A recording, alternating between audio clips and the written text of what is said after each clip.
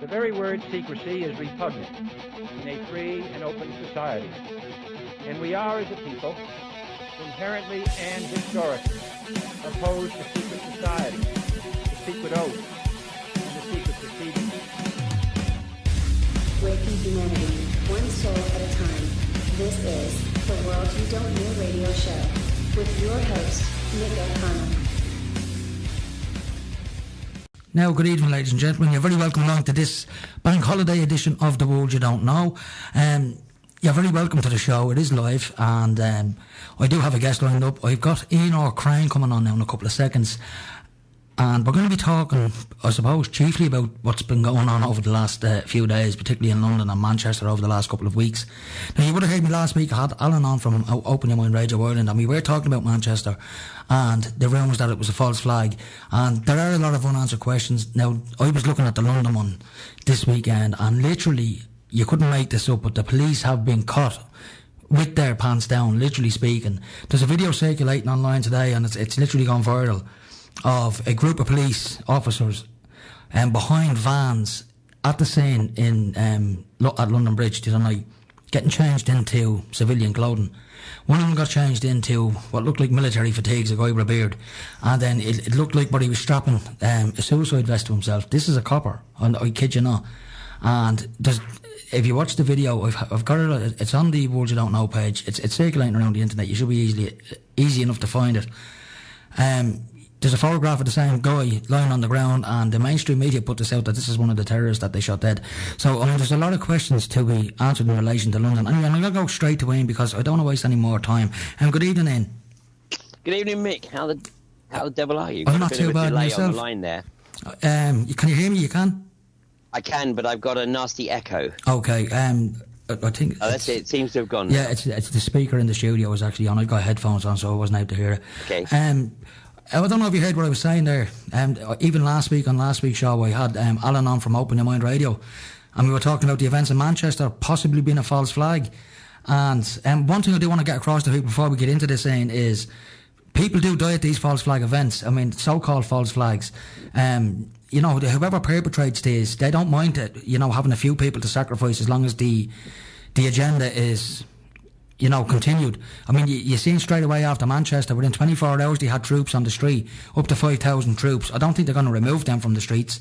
And then also, as soon as the London thing happened, you have Theresa May on the news yesterday calling for the internet to be curbed because of Islamic extremism. I knew that this is exactly what was going to happen, and it's happening very fast lately. Yeah, it is indeed, Mick. And in fact, irony or synchronicity, whichever way you want to look at it. But 2 weeks ago, on Monday morning, I was delivering my presentation at the end of the AV8 conference, which Trevor Evers, the organizer of Open Mind Ireland, came along to. But in that presentation on Monday morning, I was talking about exactly what you've just mentioned, the plan, the agenda to put 5,000 troops on British streets. And this was actually reported in the UK lamestream media. In fact, I was using a screenshot from the Mail online, and it was an article from July 2015, which talked about the plan to put 5,000 troops on the streets to protect the British public against jihadist terror. And I was making the observation that, of course, this had nothing at all to do with jihadist terror. That was simply the excuse that was going to be used to effectively establish the corporatist police state. And obviously we saw the troops on the streets literally within 24 hours after the Manchester attack. And it wasn't just in Manchester. I mean, they were all over the country. So this was being used clearly to try to normalise British police on the streets carrying automatic weapons. I mean, British police don't even carry sidearms. I mean, they now carry tasers, which is bad enough. But armed police are usually only trotted out when there is a specific need. But after Manchester, they were literally all over the country. I mean, walking on the beach in Scarborough, walking, through the high streets in Bath and in the parks.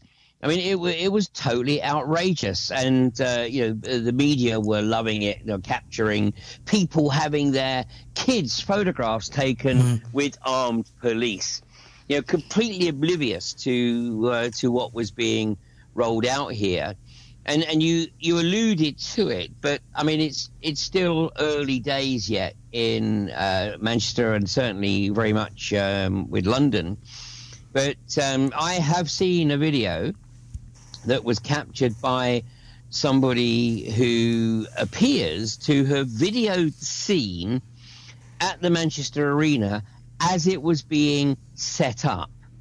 And, it's very similar in many respects to the Bataclan shooting in Paris, where, this bomb appears to have actually not managed to cause any damage to the building. I mean, not even superficial internal damage. This bomb seems to have only targeted people. I thought that was that was what a neutron device did. But these were relatively or extremely supposedly unsophisticated devices. It killed a number of people, but without doing any major damage, and actually without leaving too much carnage. And as you rightly pointed out, it doesn't mean to say that nobody died, because these sick socio-psychopaths are capable of anything, to further their agenda. Well, 9/11 is a case in point, isn't it? Well, two of the alleged victims in Manchester, one was a New Zealand girl who was proven to be alive and well in Sydney. And another one was a girl from Canada who tragically had been murdered, I think some 3 months previously. And, one of the things that we keep hearing or seeing on social media is people writing, I know someone whose brother met someone down the pub who knows someone who was injured or killed in the event, so how can it be false? Yet nothing is actually corroborated. And of course, I haven't come across anybody who genuinely knows anybody that was involved in these instances. Now, that doesn't mean to say, that they aren't there. But, you notice that the media has gone very quiet. Normally, they're looking to get comments and statements from relatives and getting their reaction. But no, everything is contained within that single incident. And rolling on to the weekend, and you have rightly identified this video that I first saw, I think, very first thing this morning, or maybe last night, I can't remember, of the police appearing to be filmed changing into what looks like battle fatigues. And you're right. I mean, it looks from the photography, the video of the guy changing, and then the still supposedly of the dead terrorist. The terrorists. There's three terrorists in the still photograph, and supposedly, I mean, let's have a look at the official story here as well, because the police are claiming that from the first call, receiving the first call, to actually killing these three terrorists 8 minutes. was 8 minutes. I mean, this is absurd. I mean, watching these guys change out of their uniforms into whatever it was they were changing into, battle fatigues, I mean, that was, a couple of minutes at least. But and they were supposedly shot in the head. And yet the still photograph that shows the alleged victim, I mean, there's no evidence of him being shot in the head, and in fact there's no evidence of any blood. So whilst I'm not making any statement at the moment, I have to say that once again it looks the strange. Physical evidence that's in the public domain doesn't really seem to support the official narrative. And it's not. I mean, that video, as you just mentioned there, that for me, I mean, I've looked at plenty of these so-called, and I'm not going to say false flags because I'm not 100% sure, none of us actually are in, but all these events from the Boston bombing right up to today, within a couple of days of these events taking place, people are putting stuff on social media, particularly on YouTube, showing these events up to be something other than what the official narrative says they are. And it's happened more and more. And Manchester, within a couple of hours, there was people putting stuff up. London, within seconds, people were putting stuff up. No one was buying it from the outset. And now this video has surfaced, and it's a very, very damaging video. It has some very, very serious questions that need to be answered. What were those police officers doing? Getting dressed out of police uniforms into what looked like battle fatigues, and then the photograph of the alleged dead terrorist, nearly identical to the policeman that was getting changed into those clothes. Well, and we also need to be asking the question of, what's the purpose of this? And, I mean, let me just tell your listeners, Mick, that each day this week I am doing a live broadcast from the Plymouth studios of UK Column at 3 o'clock in the afternoon. And what I would be doing over the week is, discussing what's occurring with this coming election, because, from my perspective, this is quite possibly the most important general election in my lifetime. In what way is it the most important? Do you want to elaborate on that and why you think it's the most important one? Well, because, we have a situation in the UK, and I'm going to elaborate more on this over the course of the week. But at the end of the 20th century, in fact, 1988, 98, 99, most of the Western countries were actually starting to balance their books. There was generally relatively free trade, and national debts were diminishing. I mean, okay, places like Japan were out of control, but the US, the UK, European nations, all getting their national debts under control and all actually operating with a budget surplus. And that certainly includes Bill Clinton, even Tony Blair. And then it was like the banksters wanted to kickstart a new round of global borrowing. And this is what Naomi Klein, of course, calls disaster capitalism. And it was triggered, obviously, by the start of 9/11. There were some other factors that came into play, which was the Clinton repealing the Glass-Steagall Act, which was the act that was put into force in the 1930s to try and avoid another massive economic collapse like occurred, in the late 1920s, early 1930s, which effectively unleashed the banks to the sharp practices that literally in the space of 9 years led to yet another global economic collapse. And all of this served the banks. And, the banks were obviously creating money out of thin air through fractional reserve lending and getting countries into increasing debt. And in the UK, despite the Tories claiming that they were going to try to recover the UK economy through a policy of austerity, in reality, they were borrowing outrageous sums of money or adding to the national debt. So, in fact, the Tories in the last 7 years have taken the UK's national debt from just under £1 trillion to £1.7 trillion. So they've increased the national debt by 70% in 7 years. Now, where's that money gone? Well, it's gone into the pockets of the few. And, the vast majority of people, particularly those at the lower end of the social spectrum, have been forced into greater and greater hardships.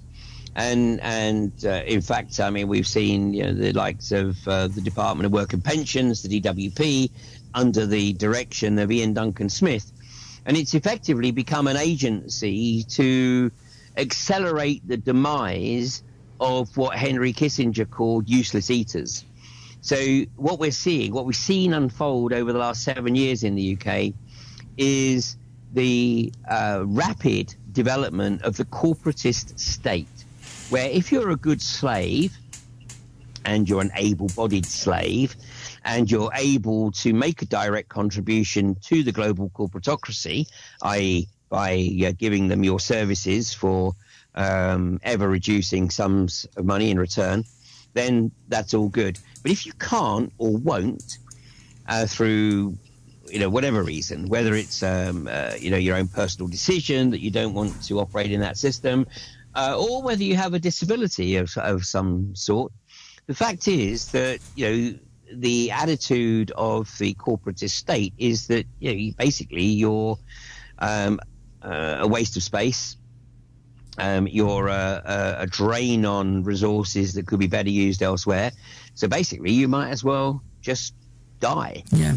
And what the DWP, the Department of Work and Pensions, has been doing has been, accelerating that process. By declaring people fit for work, despite their doctors saying they're making not. it very clear that they're not able to Yeah, work. for anyone that wants to say, no, get out there, get working. Yeah, for anyone that wants to get a perspective on that, I recommend the movie, and I'm sure you've probably seen it, called I, Daniel Blake. Absolutely. And let me tell you, Mick, that I, Daniel Blake, doesn't even get close. I mean, it's bad enough. And you know what? You've got people in the south of England, in the southeast in particular, who have no concept of life outside of the protected southeast, where there is plenty of employment. One way or another, there's plenty of employment.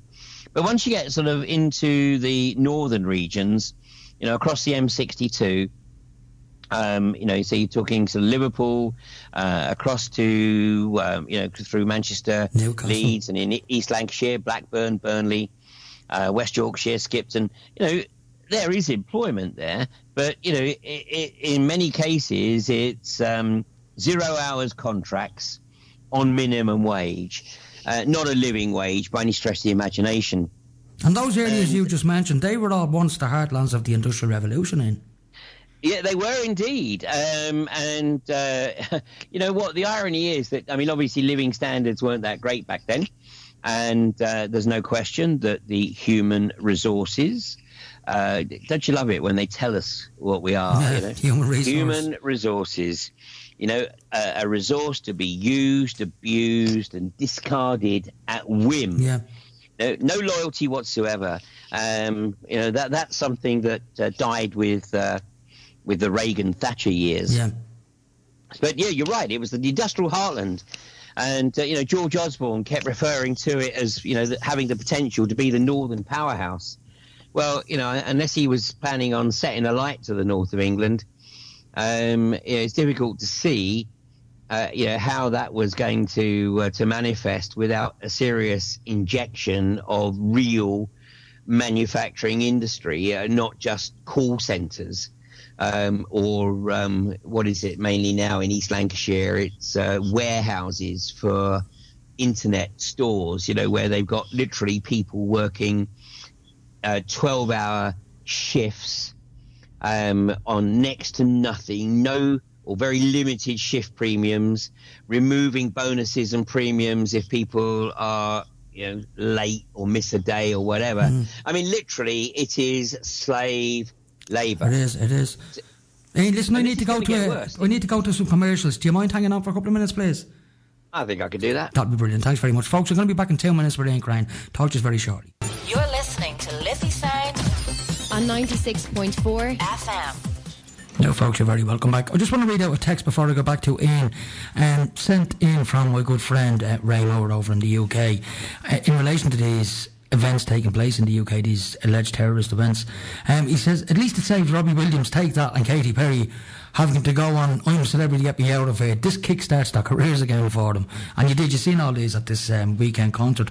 One thing that struck me about that weekend concert, by the way, was Liam Gallagher was basically slagging off Noel, saying that he was a bit of an effort, for want of a better word, for not turning up at the event, basically accusing of being part of the establishment. When I read that line, I giggled to myself. I think Liam's part of the establishment. It's not Noel that's actually part of the establishment. Hence the reason he probably didn't show up. He doesn't want to be getting involved in what he probably knows is a fake event. Not everything that has been happening over the last few days in the UK is what the mainstream media are telling you. And you need to research this stuff, folks, because it's coming closer and closer to this country. And we're going to go back to Wayne. Good evening, Ian.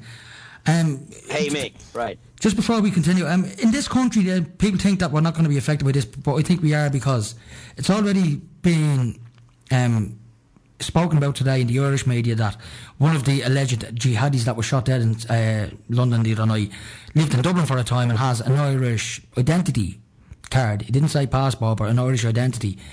And he lived not too far from where I live myself, actually. He lived in the local community.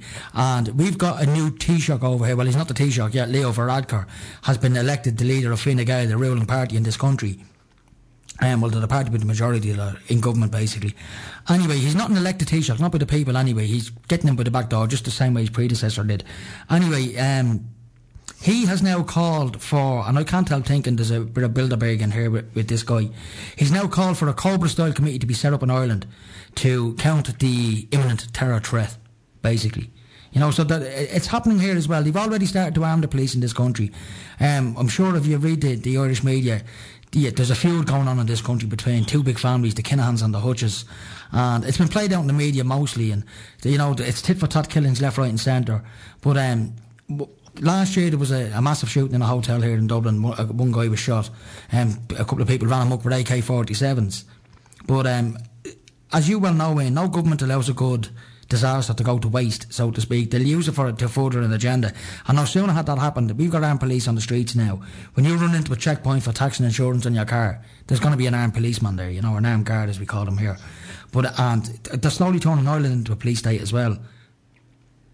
Well, of course. I mean, this is the whole agenda.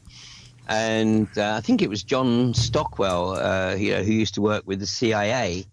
You know, and he made the observation that, you know, that the role of the CIA is basically to keep the people of the country in a state of fear, and thereby, you know, giving the establishment the opportunity to launch its aggression wherever it wanted in the world by simply blaming stuff that was going on domestically on, you know, the designated, you know, bogeymen of the time. But of course, in Europe, this has been deliberately created. And this is actually, I addressed this last year, you know, prior to the referendum. And in fact, it's on my YouTube channel, this presentation, you know, where I talk about the Coudenhove-Kalergi agenda. And in fact, I mean, you know, there's an Irishman. Well, he's an Irishman by accident of birth. And this is Peter Sutherland. And Peter Sutherland is, you know, a very, very nasty piece of work. I mean, he is a socio-psychopath of the highest order. I mean, he's just a gopher, you know, for the upper echelons. But, of course, he's well rewarded. And I think Peter Sutherland's history, I think he was one of the youngest ever, if not the youngest ever, Attorney General in the Irish Parliament, an Irish government. And after that, he was made an EU commissioner, and I think at the time he was the youngest EU commissioner as well. And then from there, he chaired the GATT talks, the General Agreement on Trade Tariffs. And from that, he was appointed as the founding Director General of the World Trade Committee. And, you know, World Trade Organization, WTO, in 94. Anyway, I mean, he was chair of BP. I mean, he's been chairman of... I mean, he's a globalist at heart and a regular Bilderberg attendee. Totally globalist. I mean, chair, he's been on the Royal Bank of Scotland.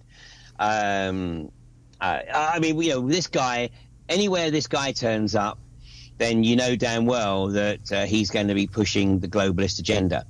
And the globalist agenda is to destroy the national homogeneity of all European nation states. And this is the Coudenhove-Kalergi agenda, as was documented in his book Pan-Europa, which he wrote in the 1920s, and which has basically been adopted as EU policy. And, you know, Coudenhove-Kalergi was very clear. I mean, he said that basically the aristocracy should be protected, and another group should be protected, and he refers to them as the spiritual elite. Well, of course, he's actually referring to a certain... Luciferians. No, he's actually referring to a certain a religion that is based in the Middle East. So he was actually talking about the Zionists, ostensibly. Right. But he said that the aristocracy and the spiritual elite should remain pure, and they should not be permitted to intermarry, but that there should be mass immigration into Europe to break down the national homogeneity. And his philosophy was that on that basis, the people of the countries would be easier to control.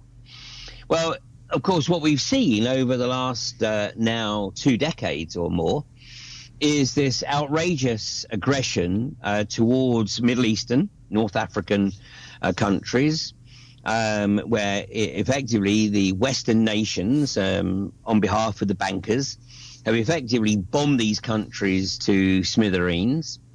And, there was a very high standard of living. I mean, everything that people read about life in Iraq and life in Libya, life in Syria is total BS, as anybody who's visited these countries, will share. But of course, we're creating, the Western we, are creating this mass destruction, this massive flow of refugees, which is all serving the globalist agenda. And now, of course, they've got their bogeymen in place. And even if they won't do it themselves, then they'll be blamed, and the establishment will get what it wants out of the process, which is effectively total lockdown. And we're already seeing this with Theresa May's comments yesterday outside Downing Street, where she's effectively talking about the need to curtail information exchange. And really what she's talking about is the need to shut down the internet. Yeah. Because, I mean, you're a researcher of many, many years standing in. Like myself, we've been looking at this stuff for a long, long time. And as you well know, they're getting exposed left, right and centre.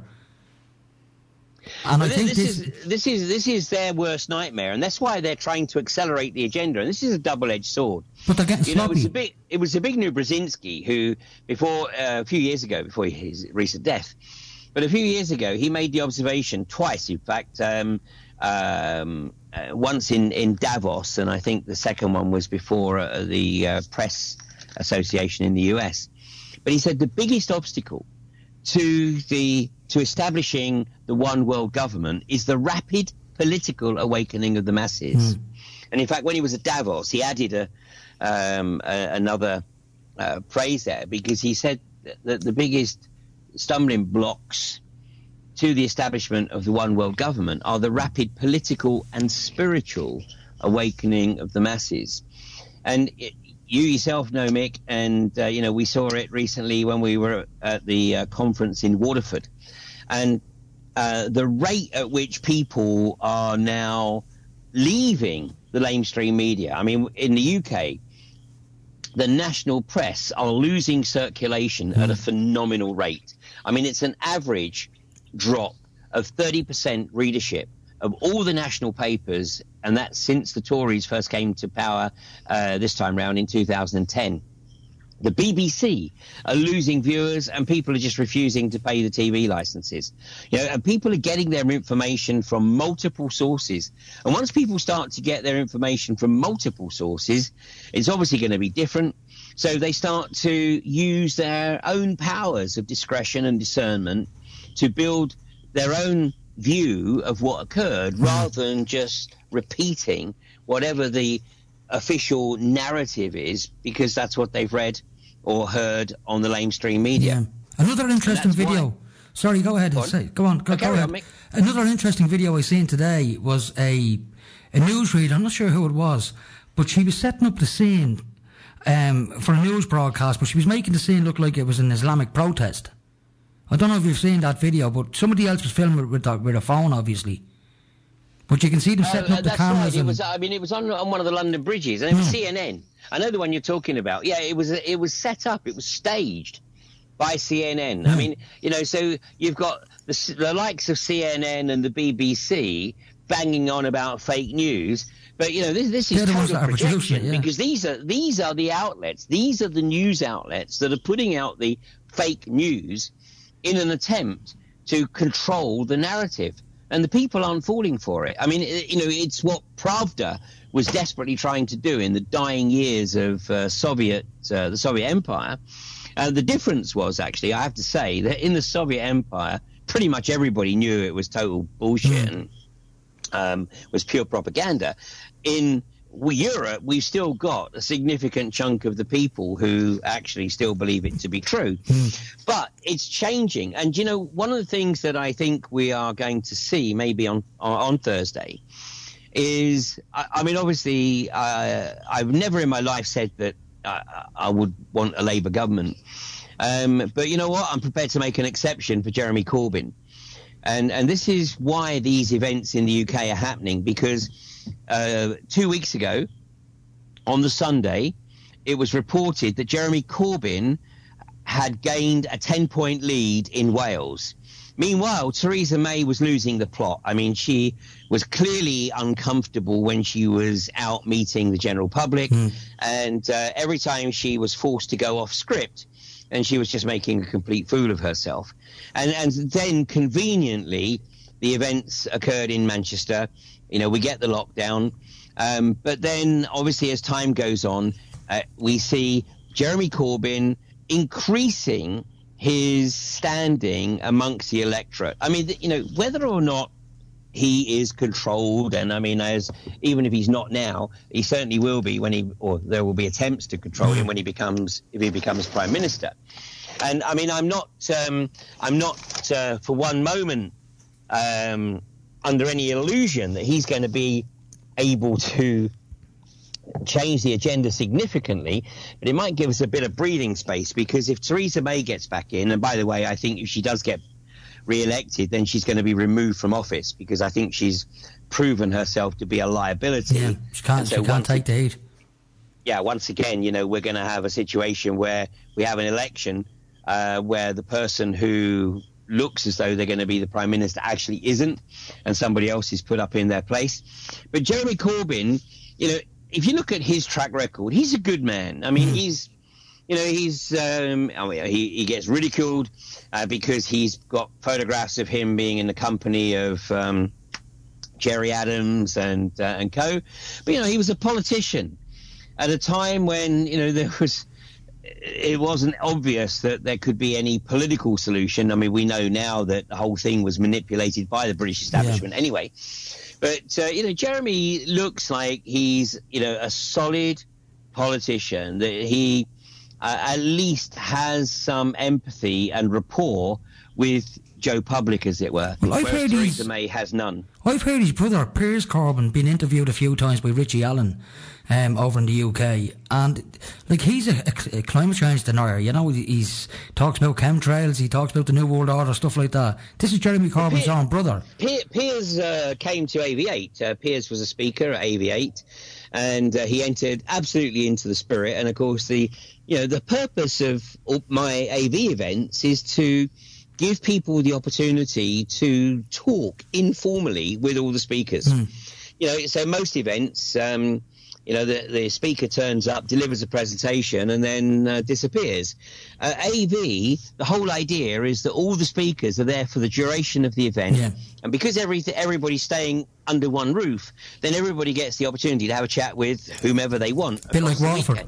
Bit like Waterford that weekend, we were all down there. Yeah, exactly. I mean, we're very similar in that respect. But now, if you look at Piers Corbyn and everything he's getting exposed to, you doing your talks, other people like yourself doing your talks, he must be passing that kind of information on to Piers Corbyn. So Piers Corbyn has to be wise to what's really going on. He must obviously he does, but he must know that there's this huge movement taking place of people standing up and fighting back. Well, no question. I mean, Piers is certainly very well aware of that, and so is Jeremy. And I mean, Jeremy must be, absolutely livid at these events occurring. But I think they are going to actually serve Jeremy, because let's bear in mind, Theresa May was Home Secretary before she was Prime Minister. Yeah. And who's responsible for the safety of the British people? She was. It's Theresa May. Yeah. So, and she says we've got to stop terrorism. But what's she doing? She's spending a significant chunk of her time when she's overseas, meeting with the regimes in the Middle East, particularly Saudi Arabia, who are well known to be the prime funders of Islamic terrorism. Yeah. It's the Zio-Wahhabist agenda. We won't get into that. It's a big discussion. But anyway, the reality is that Saudi Arabia and Israel have very, very similar agendas, which is why Saudi doesn't attack Israel and vice versa. Yeah. I've always wondered that. Listen, I want to go to my last set of ads in. We've got about 15, 20 minutes left. And when I come back, I want to talk about Donald Trump and what you think he's all about. So do you mind hanging on for a couple of more minutes? Okay. That's brilliant. Folks, we'll be back in 2 more minutes. We're in. You're listening to Liffey Sound. www.liffeysoundfm.ie. Listen online. Community radio at its best. Danger, danger! If sore necks, ringing in your ears and mosh pits are your thing, check out High Voltage with me, Dave Darcy, for all things rock, metal and punk. Every Monday evening from 7 to 9 on Liffey Sound 96.4 FM. Danger, danger! High voltage! Bring the tennis! Local programs, local presenters, local news. Tune to Liffey Sound 96.4 FM. Right, folks, you're very welcome back. Ian, you're still with me. Are you still there with me, Ian? You are? I am, yes. Now, we've got about 15 minutes left. I do want to end up at the last couple of minutes, just wrap things up, get a website address and stuff like that off you. Donald Trump, I don't know what to make of this man. I mean, I did say before he got elected, I told all of my listeners that, all three of them, I told all my listeners, if anything, one thing Donald Trump is going to do is he's going to make the news more interesting to watch. And he has. There's hardly a week goes by he doesn't shock people. Now, he signed this mad deal with Saudi Arabia. I think it's a $120 billion deal or something for weapons. And then there was this weird ritual that took place where they were dancing around this ball of light. Yeah, the hands on the orb. Now, I don't know if you've seen this meme that's doing the rounds online over the weekend of The Simpsons 17 years ago with that exact scene. No, I haven't. No, seen well, that, apparently The Simpsons put out an episode 17 years ago, and that scene is in it. It's verbatim exactly the same. Like, you couldn't make it up, I mean, the Simpsons have always been accused of predictive programming anyway, but especially with Donald Trump. I mean, there's a couple of things in The Simpsons. I'm not sure that there was another one where he was going down an escalator, and that was replicated in The Simpsons years and years back. Yeah, but although it's alleged that episode was made after the video was shot of him coming down the escalator. Right, But you're right.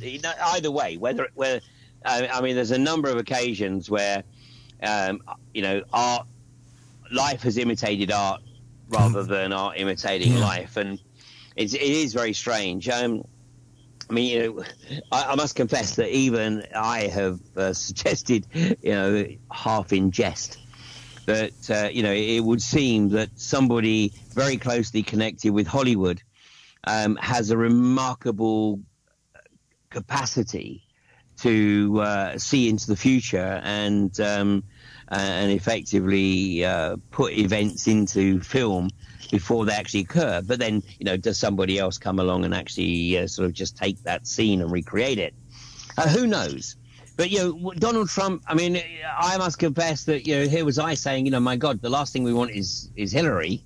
Because if we get Hillary into office, then, she is without any shadow of doubt going to trigger World War III. But, what does Trump do? I mean, Trump unleashes an outrageous attack on Syria, for an alleged chemical weapon attack on civilians by Assad.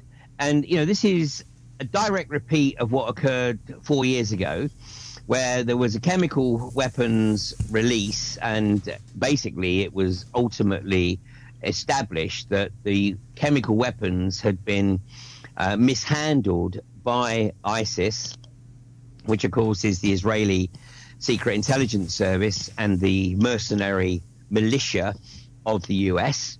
To sort of bring about regime change, supposedly surreptitiously, but it's not that surreptitious, is it? But, for Trump to unleash that attack on a country that has not made any attempt to attack America, is just outrageous. So right now, I would say that there is the risk that either Trump's not in control and somebody else is pulling the strings, which is most likely, because wasn't it, I've lost the name for a second, the comedian. Bill Hicks. Who said that Bill Hicks. What was it, Bill Hicks. That's it, yeah. Thank you. Senior moment there. Bill Hicks, who said, that he had this vision that every time a new American president was sworn in on the White House lawn, they were immediately taken down into the basement and shown the real film of what happened at Dealey Plaza, where Kennedy was assassinated in '63. And they let the film sink in and then say, now, Mr. President, any questions? Yeah, I'm sure there's an element of truth to that for most world leaders. Exactly. So, I don't, at this stage of the game, I have no idea what to make of Trump. I think he's a loose cannon. I say either, he's not in control and somebody else is simply just taking advantage, or he is in control and then basically all I can say is that, the guy does not have, if he's in control, the guy does not have the intellectual capacity to be a world leader. No, he doesn't. If he's going to fire stuff off, a knee-jerk reaction without actually looking at the evidence and without considering the implications, then we've got a real problem.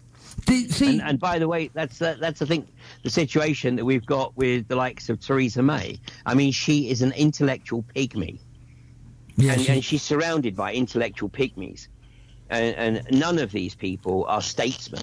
They're just not capable. No, so these people, they live in a bubble as well. These people live in a bubble. They don't live in the real world, Ian, as you know. But getting back to Donald Trump, the only reason I can't make my mind up about whether he's a good guy or a bad guy is, one, like you just pointed out a moment ago, he sent missiles into Syria. And then two, he pulls out of the Paris Climate Change Accord. Firing the missiles into Syria is like, getting into bed with the New World Order and saying, yeah, I'm going to do what I'm told. And then pulling out the Paris Climate Accord is like saying, up yours, I'm not having none of it. Well, except that, of course, then you've got the mayoral community who are saying, well, we're just going to ignore Trump anyway. And the mayor of New York, saying, well, we're going to sign up to the Paris Accord. And, what this does is it creates this split between a national leader and the city mayors. And of course, I'm sure you're aware that there is a council of world mayors, and it's almost like they're trying to set up a separate structure, because we know that the longer term agenda is to move people off the land and move people into cities. Yeah. And it looks like this informal structure, supposedly informal, of world mayors is increasing, how should I say, in its arrogance, and that they can show direct dissent against policy being set by a national leader. But can they actually do that in America? I'm not going to make a comment on climate change for a very good reason. By the way, let me make an observation. Congratulations to all the people in Ireland who have been campaigning to get fracking banned in Ireland. I did a tour in Ireland called The Pillage of Ireland's Resources back in 2011, where I was presenting the agenda to effectively move people away from the areas like the Loch Allen Basin, so the gas companies could get free rein. And here we are 8 years later, and it's wonderful to see the Irish government having done its research and banned unconventional gas exploitation. Here in the UK, if Jeremy Corbyn gets into office, then we've got a very good chance of following suit. If Theresa May gets into office, then the Tories have every intention of literally destroying the ecology of this country, the UK, and particularly the water table, by unleashing unconventional gas exploitation, particularly across the north of England. Can you tell my listeners? Can you tell some of the listeners briefly exactly what fracking is, just for anyone who doesn't know, Ian? Okay, fracking is the process of extracting gas from what is known as tight geology. It's a very, very difficult resource to extract, and it cannot be done using conventional means, i.e. dropping a well into the ground, opening the well, and then the hydrocarbon flows to the surface under natural pressure. with fracking, you actually have to create artificial porosity and permeability in the geology to allow the hydrocarbon to flow. In doing that, you have to pump literally millions of gallons of frac fluid, which contains highly toxic chemicals, and you unleash them into the geology. And as is proven elsewhere in the US, in Canada, in Australia, when you do this, inevitably it leads to contamination of water, soil, and air. And I mean, in the US, they fracked over 1 million wells, and there are horrendous examples of contamination. And yet this is totally denied, in Western Europe, particularly by the UK. But in Ireland, the areas that were being targeted in Ireland was primarily the Loch Allen Basin, which was potentially a very, very significant resource for unconventional gas. And then down the west coast, the Clare Basin. And then in Northern Ireland, it was the Loch Allen Basin extended across the border into County Fermanagh. But then potentially there was some unconventional gas resources around the loch just outside Belfast, and also in the Rathlin Sound in the area right on the north of the country. And I'm pleased to say that the Northern Irish Assembly have effectively made it pretty much impossible through their planning laws for unconventional gas companies to get a foothold. And now the Dáil has basically outlawed unconventional gas exploitation. And this is a tremendous decision. And I say full credit to all the people in Ireland that have been campaigning on this issue. I mean, we're behind the 8 ball right now in the UK. No, I do see your post on Facebook about, the fracking campaigns that you do go on. And, fair play to you, at least you're doing your bit to try and stop this. And a lot of people don't actually even know what fracking actually is, because it's not something that's spoken about quite a lot in the mainstream media. You really have to do your research on the alternative media to find out a lot about fracking. Well, this is the key. By the way, I mean, this comes back to the core of what we've been talking about tonight. The key element is that people must do their own research. And I mean, basically, if you have to take that what's in the mainstream media is effectively nothing more in most cases than a narrative. Journalism is effectively dead. Independent journalists can't really get work anymore because all of the national media, all they want is people that can cut and paste stuff, grammatical errors included. And, no proofreading, just whack it in there. Very little comment beyond nudging people towards the narrative. And so everything that, we do in the alternative community is underpinned by the rider that we don't expect anybody to take anything we say at face value, whether we're talking about fracking, whether we're talking about the incidents that occurred in Manchester and London. We don't want people to take what we are saying at face value. We don't want people to simply regurgitate, or we don't want to hear people say, oh, Ian Crane said this, or Mick the Fish said that. We want people to be stimulated, to have the curiosity to go look at this for themselves, to spend a bit of time, look at multiple sources, look at multiple takes on it, and come to their own decision. Yeah. And this is what the establishment is increasingly concerned about. They do not like independent thinkers. And what they've tried to do is they've tried to create a situation where people don't have any time because they have to work every damn hour God sent to keep food on the table and roof over their head. And if they do have time, then, they're desperately trying to find ways to deny them access, to this information by increasing control of the web. So, we are on a cusp here. So I think, we have literally 5 years, maybe 10. Yeah. And things are changing at we haven't even got onto it tonight, but, then we got to look at what's occurring with artificial intelligence because, increasingly we're looking at a situation where within 15 years, 40% of all unskilled male jobs, traditional male jobs, will be gone because of automation. And with all of those people not working... Sorry, go on, Mick. With all of those people not working, not 40% of male jobs gone, there's nothing for that 40% of males to do. That's going to just create more anarchy, and I think the powers that be know this. Exactly. And that's why, they are looking at their solutions, to get this under control. And if they can't do it through early demise for natural causes, by winding down the health services, which they're desperately trying to do here in the UK, then they'll do it through, the control by armed police. And, we are descending into a Stasi state, where neighbour is going to be asked, or maybe even demand, to give information or concerns they have about the beliefs of their neighbours. Funny you should say that. I mean, I mentioned Leo Varadkar earlier on.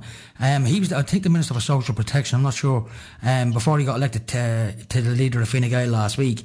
And he put out a poster campaign on the buses, urging people on social welfare or who weren't even on social welfare, but if you knew someone who was on social welfare that might have been doing a little bit of work on the side, say a little nicks are here for 40 quid or whatever, to rat them out.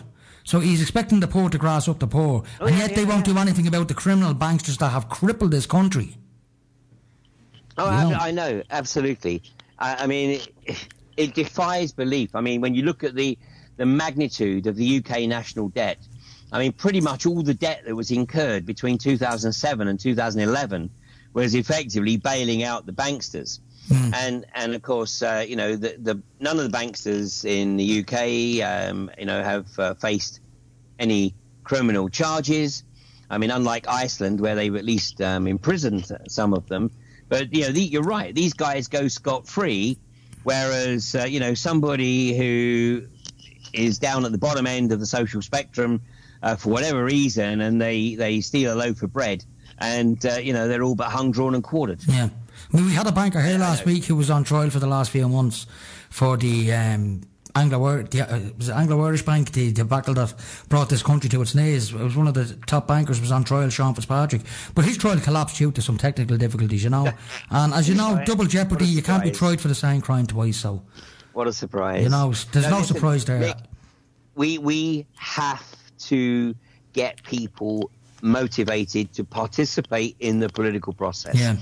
If people don't participate, if people don't hold their politicians' feet to the fire, I mean, and they just stand back or sit back and, watch what's unfolding occur, then the legacy that we are leaving future generations doesn't bear thinking about. Yeah. We are condemning them to lives of absolute abject misery and slavery. People need to wake up, stand up and take our countries back. Ian, listen, I've come to the end of the show. I want to thank you for coming on. This hour is after flying in. Do you have a website I can point people towards? Yeah, my own website, which is ianrcrane.com. But then the Alternative View, and we'll be holding a series of events through the year. We had AV8 2 weeks ago. We're currently looking to put on a one-day event in London, I think in late September, early October. That'll be AV 8.1. And then we'll probably do an event in Birmingham and maybe one in Glasgow later in the year, early next year. Brilliant. But every AV event is about trying to stimulate people's curiosity to look at things for themselves and come to their own determination of what's unfolding. And not believe everything that the mainstream media is throwing at you. Ian, listen, thanks very much, and hopefully we'll talk to you again in the very near future. Thanks a lot, Mick. Take care, Ian. Thanks very much. Talk to you very soon. Bye-bye. Bye-bye. Now, ladies and gentlemen, that was Ian R. Crane. Very interesting conversation, to say the least. And as we pointed out, do not believe everything you see in the mainstream media, particularly over the last few days. This event that happened in London, as I said earlier on, we're not saying people didn't die at these events. People do die at these alleged false flags. But don't believe the mainstream narrative. Do a bit of research, figure it out for yourself, and you will find your own truth. Anyway, folks, this has been The World You Don't Know. And remember, as I always say in the show, the world is full of great people. If you can't find one, be one. Talk to you all very soon. The very word secrecy is repugnant in a free and open society. And we are, as a people, inherently and historically opposed to secret society, to secret oaths, and to secret proceedings. Breaking humanity, one soul at a time. This is The World You Don't Know radio show with your host, Nick O'Connell.